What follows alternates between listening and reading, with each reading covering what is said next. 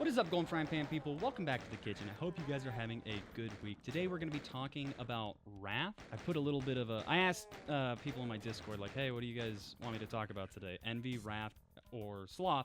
And they said, Wrath. They want me to vanquish our enemies with holy might. And what better game to do that than the original second Doom? Kind of. I don't know if it's actually the original second Doom. But it's definitely a version of Second Doom, and it's the one that's on Steam, and it's the one that I had access to. So it's the one that I'm playing right now. And the reason why I chose this is because, you know, the bunny, and I thought the bunny was kind of funny. That this big, serious game about death and you know, killing indiscriminately and all that good stuff is originally a guy taking vengeance on all of hell to avenge his bunny. It's a little funny, and I do quite like that. That does give me a little bit of a chuckle, a little bit of a hee hee ha ha, right? And no, we're fine. I do enjoy that, and it's fun, you know, and it's totally understandable. I mean, like if someone killed my bunny, well, bunnies kind of suck, so I don't know if I'd be all that upset, but I definitely wouldn't. What? Who's... Oh, okay. Well, I'm gonna die, but whatever. I probably wouldn't be all too upset given that bunnies suck, but generally, it's still like if you ever want ultra violence to be justified, just make it be like revenge, you know, which is kind of wrath. Revenge is often very used interchangeably with wrath. Because what wrath is basically just saying, hey, we have a, it's kind of anger. It's kind of anger and aggression, which very often has a negative connotation. Naturally so, I would say. That was really stupid of me. Whatever. Naturally so, because of how destructive that anger and aggression can be. It's not good. Like, it's just objectively not good to be destructive and angry all the time. We can agree on that, which is, I think, probably why, you know, anger and... Holy crap, chill out. Why anger and aggression is so often, like, seen and criticized so immediately, right? It's not something where it will go unnoticed or punished very long, but it's also something that very frequently gets rewarded. I might just be repeating myself, but I want to make sure that I said what its actual definition is. It is a forceful, often vindictive anger, or the second one is punishment or vengeance as a manifestation of anger, right? So I'm not going to explain to you what that means because it's pretty self-explanatory, I think, at least, I hope. And it's something that I do think is pretty, I don't know, it's understandable, right? We always like it whenever someone that deserves to be, you know, hated on, or someone that deserves punishment gets it. That always feels great. Like, let's not lie to ourselves. We like it whenever things that go wrong and are bad and evil and all that good stuff. We like it whenever they get their comeuppance, you know? We want that. That's natural for us. And a big part of that is wrath, right? Like, think about it. Most of the time whenever there's like some aggressive crime or, you know, horrible war or anything like that, we very frequently will, you know, be totally fine with holy holy vindication, you know. We're totally fine with that. That's not a problem for us. We're not upset at ooh, am I gonna die here? We don't get upset at the idea of, you know, doing what you have to do to get back at someone that deserves it, as long as they deserve it, right? That's the big caveat, as long as they deserve it, right? But more than likely, especially whenever you have like these awful criminal cases where they were totally unwell and they killed people and, you know, innocent people that didn't deserve to die, And there's outrage. There's naturally outrage whenever stuff that is unfair, right? I feel like outrage definitely comes most frequently whenever something unfair happens, right? I guess. Which, you know, we like there to be this sense of balance, this sense of justification, if you will, right?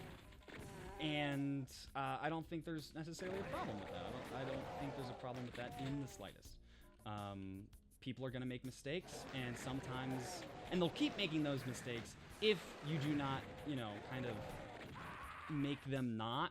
Some people, at least, you know, at the very, there has to be repercussions for making mistakes, right? I feel like that's a pretty understandable statement, right?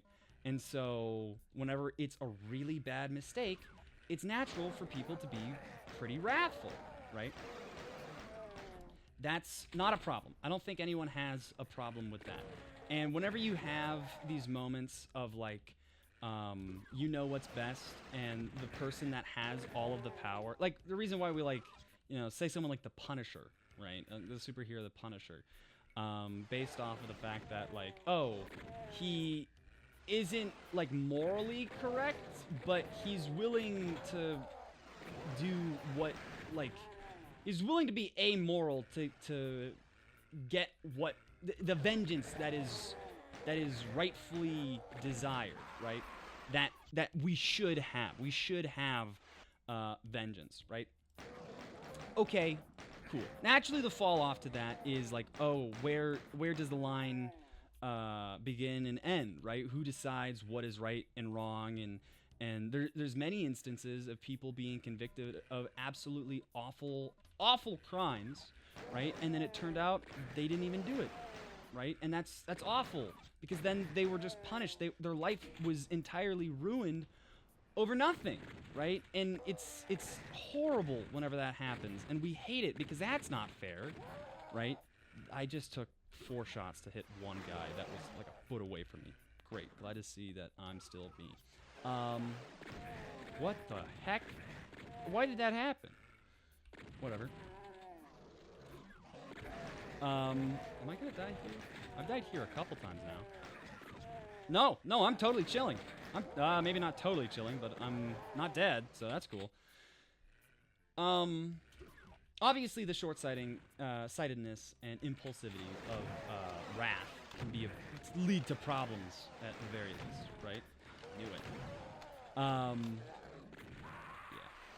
It can lead to problems, right? Because then you get upset at yourself for being so destructive, because what you just destroyed didn't need to be destroyed, didn't deserve to be destroyed, didn't earn that sense of vindication that you have given. And then after that, all you'll feel is nothing and bad or nothing, right? You don't tend to feel good after a scenario like that, right? And naturally so. Entirely reasonably so as well. It's not a good thing. We shouldn't be happy whenever we jump the gun and we just hate on someone and you know, hang them before we even give them a trial. That's terrible, and it's happened way too much. You know, mob culture is one of the biggest things of like, oh, a single person, a man is smart, but it's just society or whatever that thing is of like, a man is smart, people aren't, something along those lines. I don't know. Anyway, regardless, that I feel like is the natural fall off to a conversation of the problems with rap, right? However, I'm not about, okay, wait, I realize that sounds like I'm about to be like, wrath is actually pretty cool, guys. Wrath feels good. Like, let's be honest. Whenever someone slights you and you just slap them, you know, the fights, those are always really cool. Whenever someone does something and someone stands up to them and then boom, bam, awesome, cool, things are great. You know, that's awesome. But fights oftentimes are very sad, you know. I don't know why there's a part of us that seem to be drawn to violence and fights so much, but it's probably not a good thing, and I'm probably not the first person to say that. Whenever I say probably, I know I'm not the first person to say that.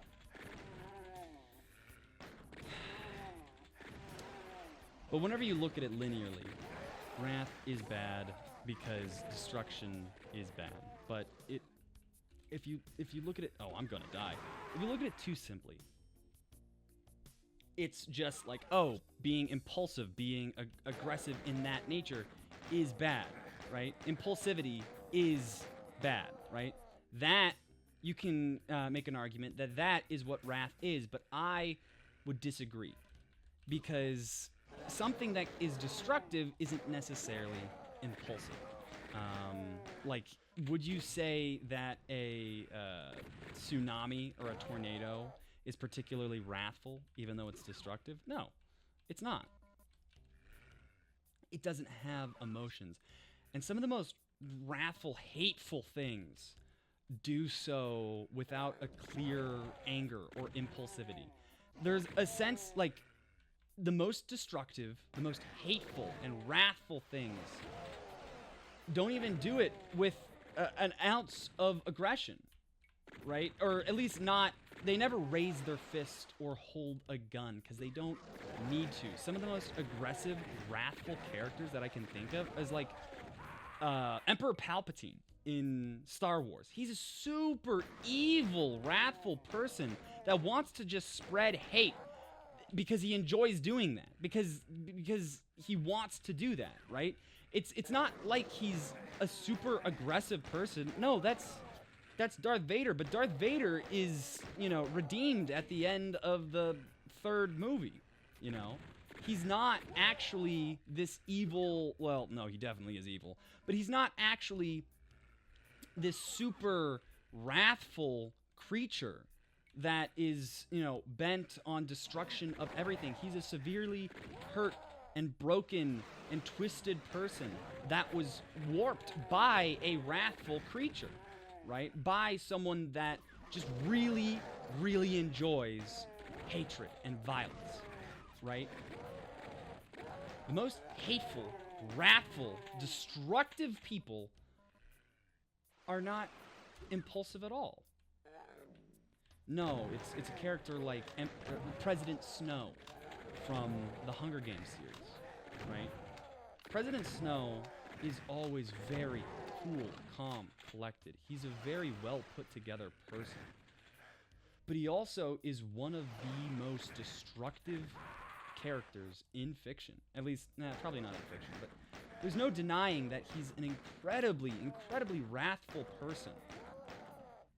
He uses anger to justify the killing of an entire civilization, and not only killing them, right? It's not like he's doing some premeditated, like, genocide or anything like that. We're like, oh, you guys did bad stuff, so we have to kill all of you. No, it is systematic suffering. Because he is so full of hate.